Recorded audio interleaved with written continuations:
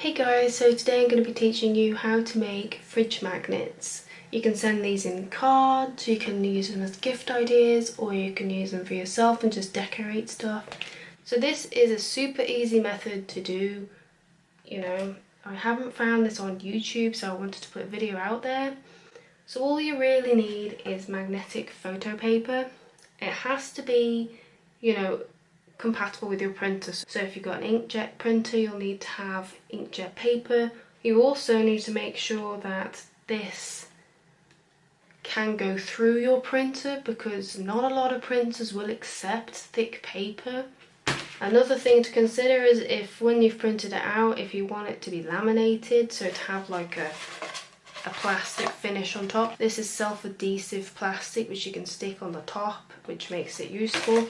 For an example of this, I've got a car here, and as you can see there's a thin clear plastic adhesive on the top. This is just to protect it, so if it's in the kitchen you don't want steam to destroy it, stuff like that, because once you print on inkjet there's no protection, it's just ink on paper. So you want to try and get something that will protect it over the top. And then you would cut it out with whatever you've got, circle cutter or scissors, or you can do different shapes. So as an example, I will show you. I'm going to put this in my printer and show you what I do on screen. This is a Canon IP250. Great printer if you're looking for starter kind of cardstock printing. On my printer you want to put the actual inkjet paper on the bottom so that when it curls over it pulls it this side. And I just put it right at the back because this is only a scrap piece. Okay, so I actually use Affinity photo editor. You can use anything like Photoshop or GIMP or anything really, just to get a page that you can put photos on top. So you need an A4 page or whatever size you've got in your printer. You could have A5 if you wanted to. Now the colour format, you're printing in CMYK because it's not a digital format. This is just the colour format for printing on paper. And then for colour profile I always choose generic because I have no idea. And then DPI I always choose 300.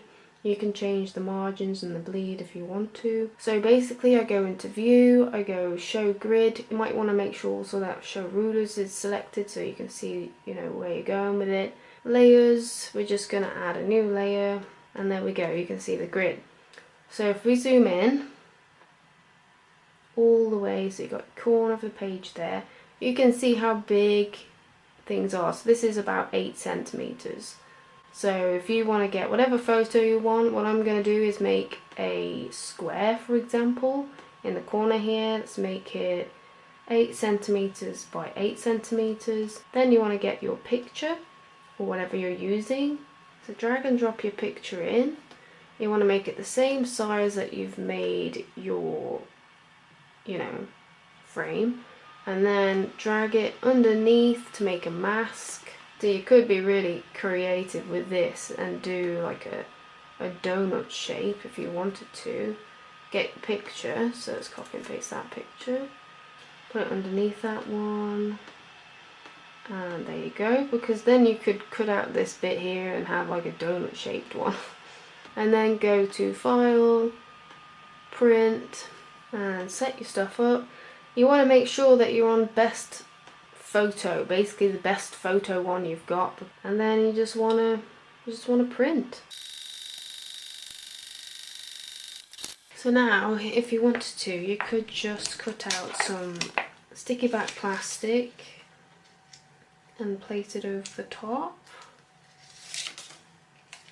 This particular brand, it doesn't matter how you put it down, because most of the time I've never seen this having a problem with air bubbles. I don't know if you just saw there, but if you lift it up while you're putting it down, it will lift the actual inkjet, so don't do that. Make sure it's dust free before you stick it down, and then just lightly rub over it like this. And then you can do what you want. You can cut it out with a circle cutter, such as this one. This was only £13 on Amazon. It means that it doesn't damage your document because there's no pinholes. And the reason I was measuring up and stuff is because then I just get this guide here and I can see it is 8 centimeters. And then I would adjust this to 8 centimeters, and I would actually just cut it out with a blade down here like that and get a perfect circle, but I can't do that because I've lost my craft mat, so I'm having to cut things out. And then we have this, and to just cut the middle you just want to bend it a little bit, make a nick like you would with everything else. And there you have a sunflower magnet. Just put someone's face in the middle and there you go. So I'm going to do this with quite a few of my other ones. Cut them out. But you can make really cute little designs as well and give them as gifts, stuff like that. So yeah, I hope you enjoyed this tutorial. Thanks for watching. Bye!